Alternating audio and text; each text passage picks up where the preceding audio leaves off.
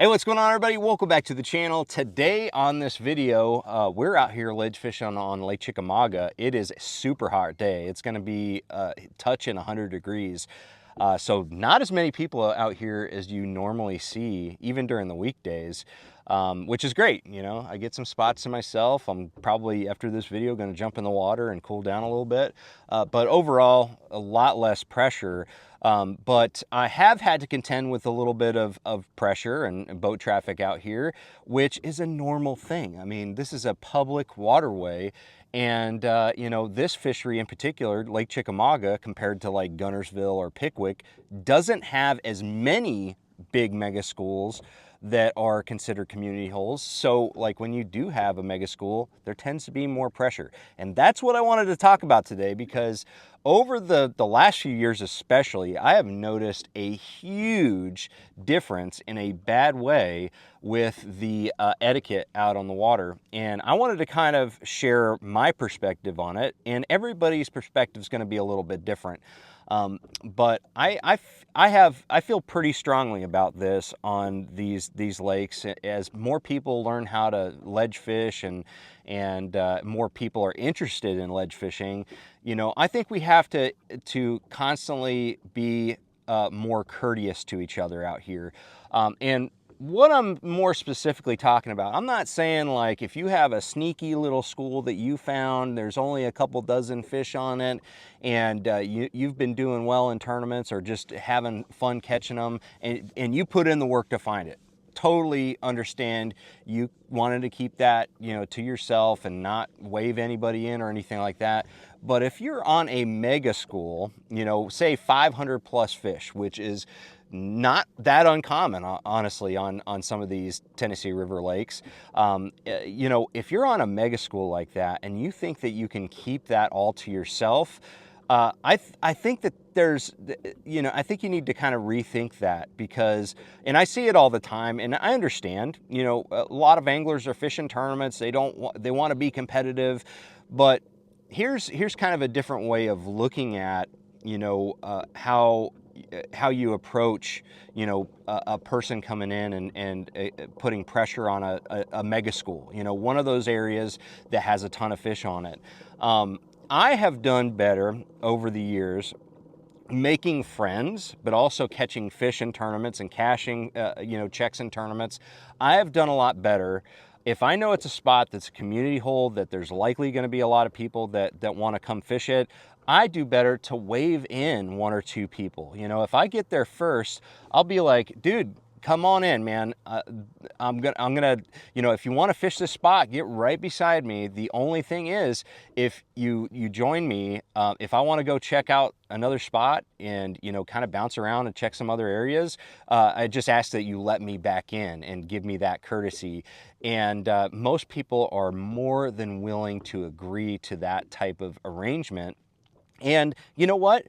On most of these big schools, it benefits every angler to have multiple people catching those fish, because it keeps that school activated. If you have a time period where you're the only you know, boat on a school, and you catch a couple fish off of it real quick, and then you take forever to like cull some fish, or, you know, whatever you're doing to take time away from casting, when you go back to casting, oftentimes the school is completely dead and you have to wait for that next bite window. But having another angler there, or another boat or two, can really benefit that bite and keep it engaged. So I've always had better luck on the TVA by being generous with these schools. And I'm not even talking about tournament anglers either. I mean, if it's just a fun fisherman, man, I can tell if they want to get on a spot. And very often, man, I will just go ahead and tell them, hey, come on in, you know. And I think that that's something that we all should do a little bit. I'm not saying, again, giving away your secret spots and letting people in. There's also, you know, some courtesy issues with that. But when we're talking about these community areas that everybody knows about, I think that everybody kind of needs to rethink the way they approach,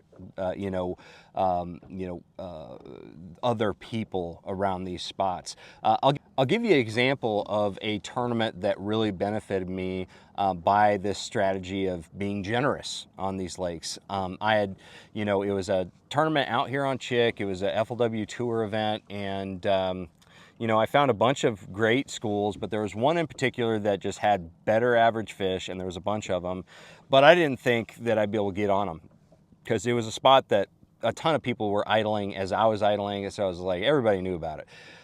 So anyways, I ended up, drawing an early boat number, like boat 3. And I was like, oh my gosh, I have a shot at getting there first.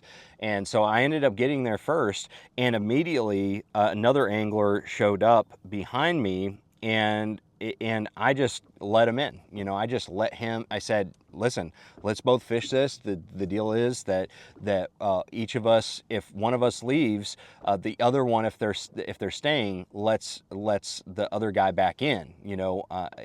So it was a good arrangement. I was able to go kind of check out some spots while he sat there, and then I would come back and he would kind of go check out some spots, and I'd let him back in, and then we both ended up having a really, really good tournament, and we kept the school engaged more than I think we would have if we were just by ourselves and maybe let the bite die at some point. So that was a tournament that I had a lot of success with that strategy, and I really haven't had any tournaments that I can think of where generosity and just being courteous and being a good sportsman on a mega school didn't benefit me. I really can't think of one. And there's a certain extent where too many people are a thing. So it's like, you really do need to communicate. If there's already 2 guys on a school, maybe there isn't enough room for a third. Maybe it is a little bit too tight. But you got to communicate. I think that communication is like the big deal when it comes to fishing pressure. You can't just slide in. I'm not just giving you permission to just go to a spot and pull in right next to somebody and start fishing. It's got to be something that you communicate. And the more that we communicate clearly without anger and frustration, I think the better off we are.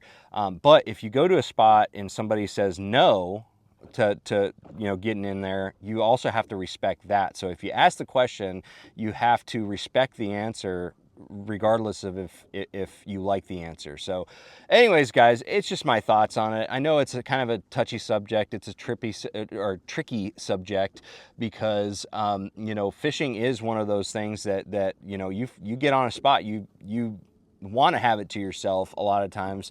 But I really do think that as fishing pressure increases, more people are offshore and more spots are not secrets. I think that being courteous is going to be the best strategy. So I want to hear your perspective and your opinion on this topic. Am I making any sense, or am I being a little bit too hippie minded, a little bit too free love out here on the water? I want to hear your perspective of it. So thank you guys for watching. Make sure you like, share, subscribe. I'm gonna see you out on the water, and if you see me on a spot that you want to fish, just talk to me. I might let you in. I'll see you guys out there. Trust the process.